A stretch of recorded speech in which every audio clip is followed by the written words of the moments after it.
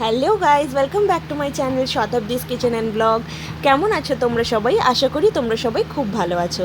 আমি আবার চলে এসেছি আমাদের ট্রাভেল ব্লগের সেকেন্ড পার্ট নিয়ে।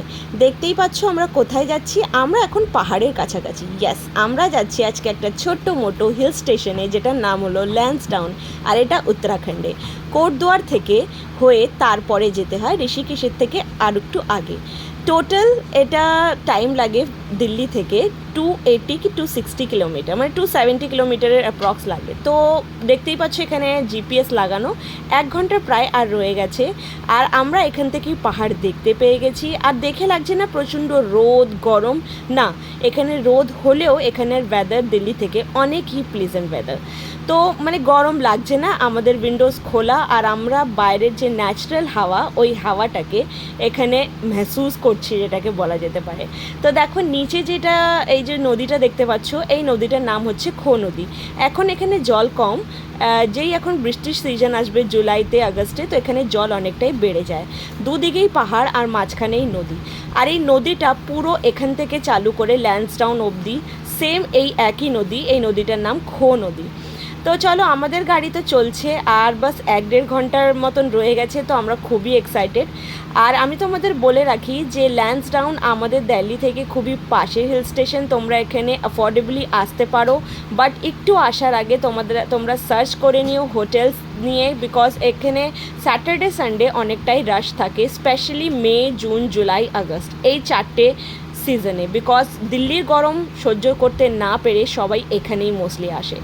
তো দেখো আমরা এক জায়গায় দাঁড়ালাম, এখানে একটা সন্তোষী মার টেম্পল আছে। সন্তোষী মা, শিবজি যাই বলো, মানে একটা টেম্পল আছে। আমি তোমাদের ওই টেম্পলটা ভিতর থেকে দেখাবো। তো এখানটা আমরা দাঁড়িয়ে একটু রেস্ট করলাম, আমরা পাহাড়ের ভিউ নিলাম, কটা ফটোগ্রাফ তুললাম। আর এখানে দেখো বাচ্চারা ফটো তুলছে, আর পিছনে যে মন্দিরটা তোমরা দেখতে পাচ্ছ, এই মন্দিরটা আমি তোমাদেরকে ভিতর থেকে দেখাচ্ছি, চলো। তো এখন যেহেতু সকাল, আমরা এখনও স্নান করিনি, তো আমি তাই জন্য পুজো দেবো না। বাচ্চাদেরকে বললাম যে তোমরা ভিতরে চলো, আমি জাস্ট ভিডিও বানাতে হয়ে যাচ্ছি। তো মানে পাহাড়ের একদম মধ্যেখানে এই মন্দিরটা, একদম নিচে গিয়ে মন্দিরটা, আমরা বাইরেই আমাদের জুতো রেখে দিয়েছি। আর আমরা পুজোর কিছু নিইনি, বিকজ আমরা এখনও কোনো স্নান টান করিনি, যেমন বললাম আমি। তো দেখো দেখতেই পাচ্ছ ভিতর থেকে এতটাই সুন্দর মন্দিরটা, আমি মুখে বলে বোঝাতে পারবো না। আর খুবই ঠান্ডা একটা পরিবেশ, আর পাশে থেকে যে নদীটা বয়ে যাচ্ছে সেটার আওয়াজ কলকল করে কানে আসছে। তো এখানে দেখো পণ্ডিতজি সবাইকে দেখে প্রসাদ দিয়ে দিল হাতে, আর এই গুফাটার মধ্যে গিয়ে না পুজো দিতে হয়। দেখো গুফাটা তোমাদেরকে দেখাচ্ছি। আর এখানে একটা অখণ্ড জ্যোত জ্বলছে। তো এখান থেকে টিকা লাগিয়ে দিল, আর নিচে খো নদী দেখো, দেখো এখান থেকে খো নদী দেখা যাচ্ছে, আর সাথে জলের কলকল আওয়াজ শোনা যাচ্ছে। তো চলো, মন্দির তোমাদেরকে এক্সপ্লোর করে দেখালাম। আর এখানে আশেপাশে প্রচুর গ্রিনারি। তোমরা উত্তরাখণ্ডের অনেক জায়গাতেই গেছো, মসুরি গেছো, দেহরাদুন গেছো, বাট মসুরি দেহরাদুনেও এত গ্রিনারি পাবে না যেরকম তোমরা এখানে পাবে। আর ল্যান্সডাউনে গিয়ে তো আমি তোমাদেরকে আরও দেখাবো কি কতটা গ্রিনারি এই জায়গাটায়। তো এই জায়গাটা খুবই নিরিবিলি, ছোট হিল স্টেশন, বেশি লোক এখানে আসে না বলেই এখানে মানে ভিড়ভাড়টা কম। তো এখানে দেখো পাইন ট্রিজ, এগুলো পাইন ট্রিজ, চতুর্দিকে খালি পাইন ট্রিজ। আর আমি শুনেছি আর অনেকের থেকে জেনেওছি, আর আসার আগে এক্সপ্লোরও করেছি, সার্চও করেছি যে মানে এই পাইন ট্রিজ যেখানে হয় না, ওখানের ওয়েদারটা কিন্তু 12 মাস প্লেজেন্ট থাকে। আর এখানে আমরা এখন কথা বলতে বলতে ঢুকে গেলাম ল্যান্সডাউন ছাবনি এরিয়ায়। এটা একটা ক্যান্টনমেন্ট জোন। এখানে আর্মির পুরো বেসিক ক্যাম্পস আছে, ওদের ঘর বাড়ি আছে, শতাব্দী দোয়ার বলে আছে। তো আমি দেখাচ্ছি, এখানে কিছু গাড়ি তোমরা দেখতে পারবে, বিকজ এটা ট্যুরিস্ট প্লেস, এখান থেকে স্টার্ট। আর বাকি আগে সব হোটেলস, অনেকগুলো হোটেল মাঝখানে দেখেছিলাম, বাট পছন্দ হয়নি। তো ফাইনালি আমরা নিজেদের হোটেলে পৌঁছে গেছি। আর হোটেলটা কোথায় পৌঁছেছি, কী বৃত্তান্ত, সব কিছু আমি তোমাদের জানাবো। আগে তোমরা ভিডিও দেখতে থাকো। ঢুকতেই এখানে একটা অ্যাকোয়ারিয়াম, আর হোটেলের এখান থেকে ভিউটা জাস্ট ওয়াও। আমি উপর থেকেও ভিউ দেখাবো। আমরা ওয়েট করছি, অ্যাকচুয়ালি আমরা যে রুমটা নেব ওই রুমটা থেকে এক্ষুনি চেক আউট হবে কারুর, তো 10:30 অলরেডি বাজে, 11টার সময় চেক আউট হবে। আমরা ওয়েট করছি, আমরা ওই রুমটাই পছন্দ করেছি। তো আগে ওরা বললো আপনারা রুম দেখে নিন, আপনাদের যদি পছন্দ হয় তো তাহলে থাকবেন। বাট আমরা এটার রুম আর এই হোটেলটার ব্যাপারে আগেই আমরা নেটে সার্চ করে নিয়েছি। এখানে অনেক কিছু আছে, বাচ্চাদের অ্যাক্টিভিটিস আছে, sports activity, adventure activity, swimming pool.